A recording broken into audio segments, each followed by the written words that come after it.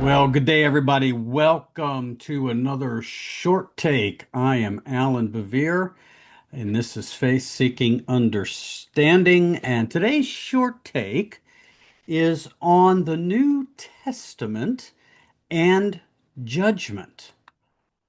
Is it a judgment by works? Is it a judgment by faith? Well, it's interesting when we drill down a little bit and we see that there's a tension here. Uh, you have the New Testament often speaks of the final reckoning in terms of deeds, what people have done or have failed to do. And yet, alongside of these scenes, runs another stream of teaching that salvation is by grace through faith. And we who are in the Protestant tradition know that all too well. So the tension between these two themes has caused lots of conversation throughout the centuries by theologians. Um, and it has shaped Christian theology from its earliest centuries. St. Augustine in the 5th century, Martin Luther in the 16th century, John Wesley in the 18th century, and to today. So, to understand exactly what's going on in reference to judgment, we want to look for a few moments at how judgment is described and what role works actually play. So let's first look at judgment in the teachings of Jesus. In the Gospel of Matthew, especially the parable of the sheep and the goats in chapter 25, Jesus portrays the Son of Man as separating the nations on the basis of concrete actions. The righteous are commended for feeding the hungry, welcoming the stranger, clothing the naked, and visiting the imprisoned. The condemned are judged for failing to do these things. So the scene is unmistakably framed in terms of deeds. You also get an interesting quote in the Gospel of John, chapter 5, where Jesus speaks of a resurrection in which those who have done good rise to life, and those who have done evil rise to condemnation. In these depictions, works are not peripheral, they stand at the center of the evaluation. And there's a lot more we can do and say in reference to Jesus's teaching on this, but I'm trying to hit the highlights here because it's short take. But this is consistent with what we see throughout the New Testament. All right, judgment in Paul, judgment according to works. I mean, even the Apostle Paul, who was often regarded as the great defender of justification by faith, speaks of judgment in terms of works. In Romans 2, Paul declares that God will repay each person according to what they have done. And in 2 Corinthians, he writes that all must appear before the judgment seat of Christ to receive what is due for the things done in body, whether good or evil. These statements do not soften or qualify the language of deeds. They affirm it, don't they? This same Paul, however, also insists elsewhere that salvation is not achieved by human effort, but is received by faith. All right, let's continue on. So let's look at James, the little letter of James. Uh, James brings the matter into sharp focus. James does not mince words throughout his short letter. He argues and says clearly, faith without works is dead. In other words, faith without works is not faith. He is not describing a secondary or optional dimension of the Christian life.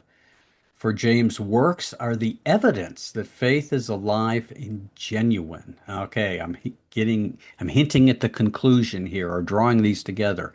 A profession of belief for James that produces no obedience in his judgment is empty. And thus, when judgment comes, works reveal what kind of faith a person truly possessed. Now, we're going to get to that here in a second and draw some conclusions. But before we do that, we got to look at the book of Revelation. So you get the same pattern that appears in John's climactic vision in Revelation. In chapter 20, he says very clearly that the dead are judged according to what they have done as recorded in the books. This is really, really sobering imagery here. Deeds are written down, lives are assessed. The standard, once again, is what is actually lived out in daily life. And this is there, and there is absolutely no uh, trying to blunt what Revelation is saying.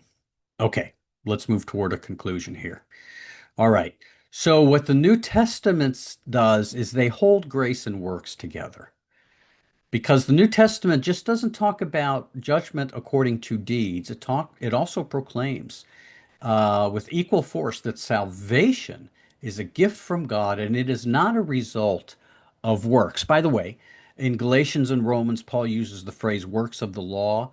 Martin Luther said that assumed that referred to good works. It doesn't. It refers to something else. That's another short take. We'll get to that in another one.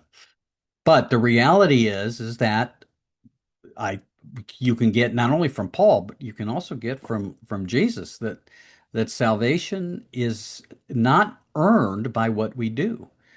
Paul's real clear. You can't earn it. That means you can't boast.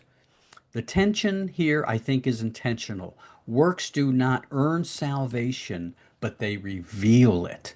They are not the root of redemption, but its fruit. So while many scenes in the New Testament are described in terms of deeds, those deeds function as the outward manifestation of an inward reality. Faith is the means. Faith is the means by which one enters into saving relationship with Jesus Christ. Works are the visible evidence of that relationship, that such faith is real. And what that means is judgment evaluates the life that faith has produced.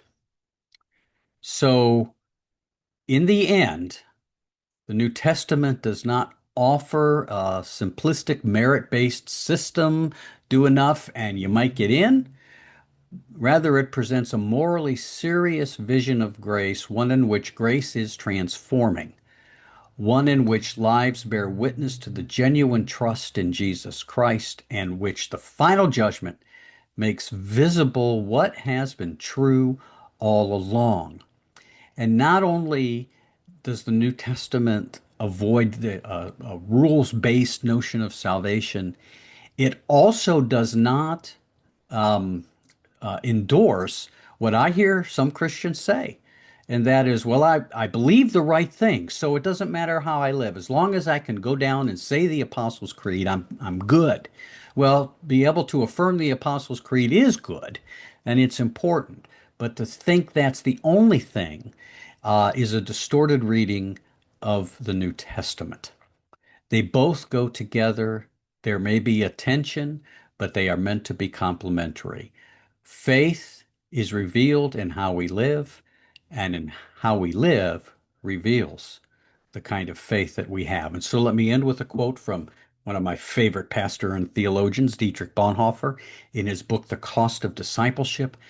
He says, "The one who believes obeys. The one who does not obey cannot, cannot believe." So, friends, that's it. That's it for today. So, I ask you to remember in this day to give thanks to God, to have some really, really good coffee. And I don't mean Maxwell House or Folgers, some really good coffee, and make sure to find good trouble. You have a wonderful, blessed day and keep seeking.